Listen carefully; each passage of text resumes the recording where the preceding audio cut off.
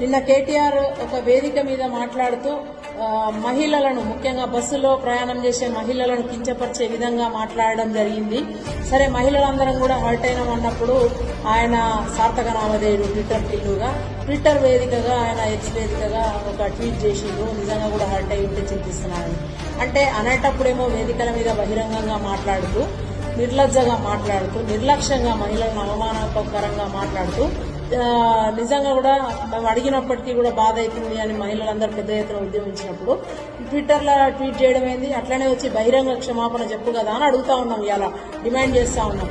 ఆయన మాట్లాడేటప్పుడు ఎంత ఇదిగా మాట్లాడిండ్రు, అందరు చూసిండ్రు, యావత్ మహిళా లోకం చూసిండ్రు. ఇలా బస్సులలో పోయేట డాన్స్లకే పోండి, కుటుంబం రికార్డ్ డాన్సులు నిజంగా కూడా క్లబ్బింగ్ పబ్బింగ్ ఇట్లాంటివన్నీ కూడా లిక్కర్ కల్చర్ అంతా మీది కదా, మీ సంస్కృతి అది, మీ ఇంట్లోనే కదా. డ్రగ్స్ కల్చర్ ఒకటి, తర్వాత లిక్కర్ కల్చర్ ఒకటి, మీ దానిలో ల్యాండ్ కల్చర్, ఇవన్నీ అన్ని డిఫరెంట్ కల్చర్స్, గ్రాబింగ్ కల్చర్స్, ఇట్లాంటి అన్ని అడ్డమైన కల్చర్లు సంస్కృతి అన్ని మీవి. సో అట్లాంటివన్నీ పెట్టుకొని మహిళలందరినీ కూడా అంత బహిరంగంగా, ఎంత భయం లేదు మీకు అసలు.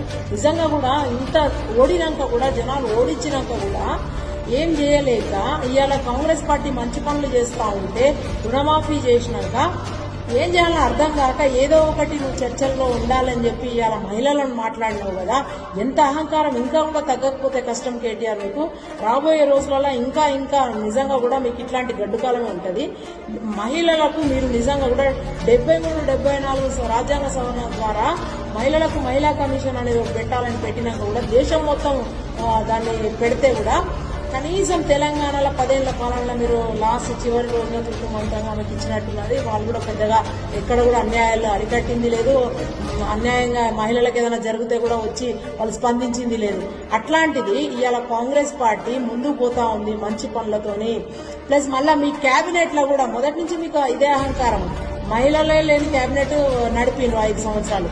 మేమందరం కొట్లాడి రౌండ్ టేబుల్స్ పెట్టి ఇదేం పద్ధతి అని అడిగినప్పుడు ఏదో తూతూ మంత్రంగా తెప్పించినట్టున్నాం. తర్వాత మహిళా కమిషన్ ఏర్పాటు చేసినాం. అంటే నిజంగా కూడా అంటే ఎంత ఫస్ట్ నుంచి కూడా మీది ఇదే ఉంది.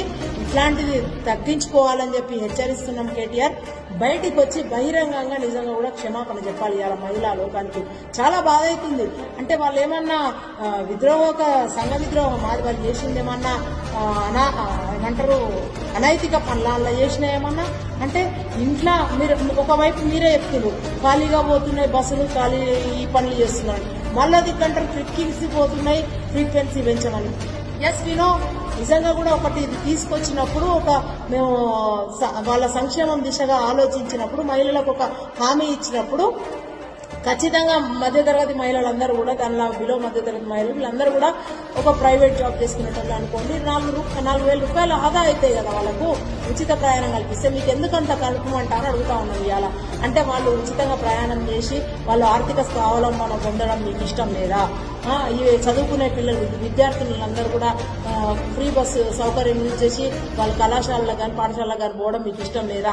అంటే స్త్రీ సంక్షేమమే మీకు ఇష్టం లేదా? మహిళా అభ్యున్నతి మీరు కోరుకోవట్లేదా?